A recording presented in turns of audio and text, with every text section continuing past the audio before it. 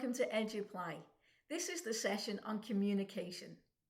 Today we're going to make sure that you as a teacher have every single strategy that you need to be able to overlay this concept of communication into your content or into an isolated activity.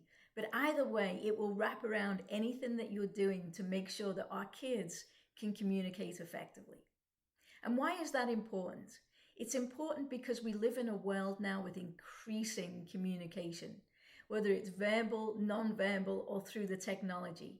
They've got to be able to communicate every second of every day. Communication is a vital skill, and it's part of their progress into being successful adults, both personally and professionally. It also takes them closer to a greater societal engagement and integration. So let's get on and make these kids stronger in every way for this workforce. Let's get going.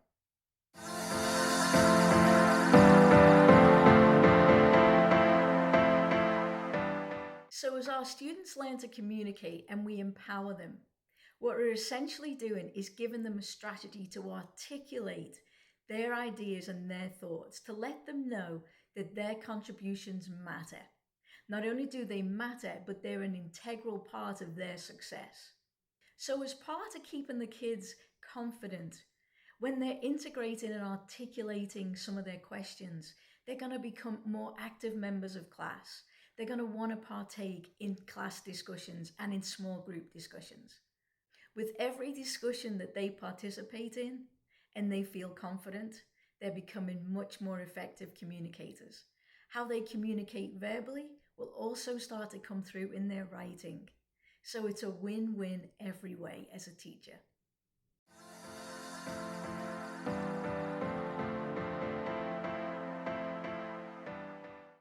As we teach our kids to communicate, they develop a greater understanding of empathy.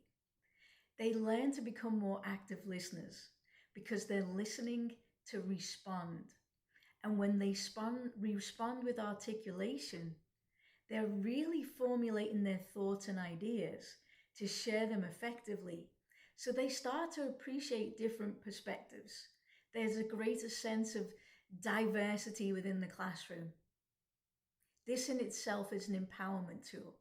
It also helps the kids communicate at difficult times or when there's something going on that may be struggling or maybe something they want to celebrate. When they can articulate how they truly feel, everything becomes just a little more harmonious. Now that we understand why we need to teach communication, let's look at some of those strategies that are going to help us in the classroom.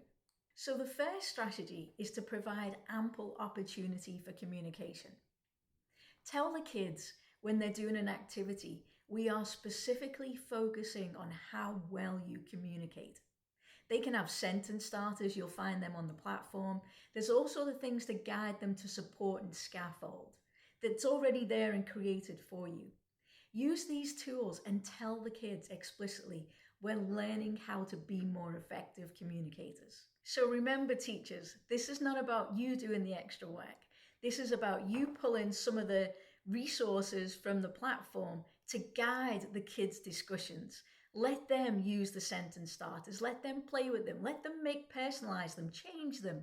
Let them make their own. But whatever you do, give them that time to practice.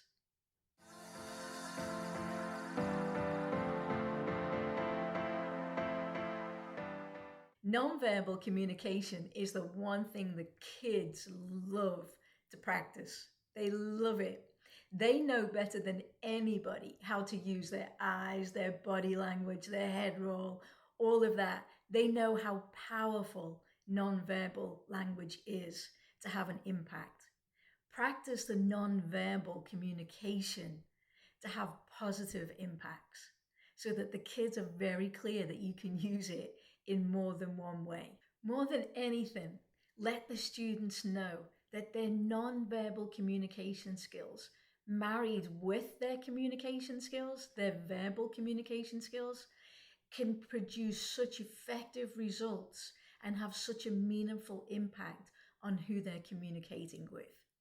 We would be remiss if we didn't talk about written communication.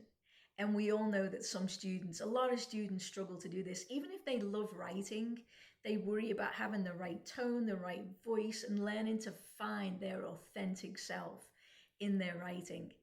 As you work through this with them, build the confidence around their own ideas coming out onto the paper. Listen to the tone of what they're saying on the paper. If we jump too quickly to the grammar, they'll stop writing. Let's get the writing flowing and get the confidence going, and then we can start adding and modifying with the grammar. But let them get their voice on the paper. Let them practice that. It's such a powerful experience. As you do all this, remember it's an ongoing process. It takes practice and it takes patience. It will take a lifetime of them being in school to figure it out. And they'll still continue to practice all these skills into adulthood and for the rest of their lives. So know there's no perfection, and know there's plenty of opportunity for practice because they've got their entire lives. But know that this is such an empowering tool for them to take with them professionally, socially, and emotionally into the real world.